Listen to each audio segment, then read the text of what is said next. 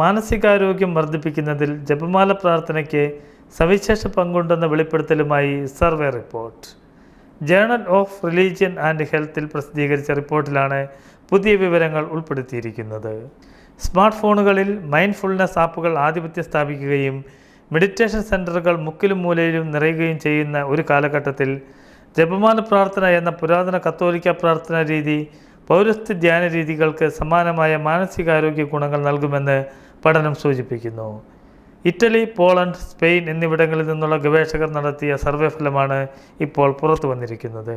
പങ്കെടുത്തവരിൽ 60% പേർക്കും ബിരുദമോ ബിരുദാനന്തര ബിരുദമോ ഉണ്ടെന്ന് ഗവേഷകർ കണ്ടെത്തി. വിദ്യാഭ്യാസം കുറഞ്ഞവരാണ് പരമ്പരാഗത കത്തോലിക്ക പ്രാർത്ഥനകൾ പിന്തുടരുന്നത് എന്ന ആക്ഷേപം മറികടക്കുന്നതാണ് ഈ റിപ്പോർട്ടെന്ന് റോമിലെ പൊന്തിഫിക്കൽ യൂണിവേഴ്സിറ്റിയിലെ മുഖ്യ ഗവേഷകനായ ഫാദർ ലൂയിസ് ഒവീഡോ പറഞ്ഞു. ജപമാല ആത്മീയ സമാധാനം, ശാന്തത, ആത്മവിശ്വാസം എന്നിവ നൽകുന്നുണ്ടെന്ന് 26% പ്രതികരിച്ചപ്പോൾ പ്രശ്നങ്ങളെ നേരിടാനുള്ള ധൈര്യവും തിന്മയിൽ നിന്നുള്ള സംരക്ഷണവും ലഭിക്കുന്നുണ്ടെന്ന് ഭൂരിഭാഗം പേരും സമ്മതിച്ചു. വിഷാദം കുറയ്ക്കുന്നതിലും ശുഭാപ്തി വിശ്വാസം വർദ്ധിപ്പിക്കുന്നതിലും ജപമാല പ്രാർത്ഥന ഗുണകരമായി ബന്ധപ്പെട്ടിരിക്കുന്നുവെന്ന് ഗവേഷണം തെളിയിച്ചു.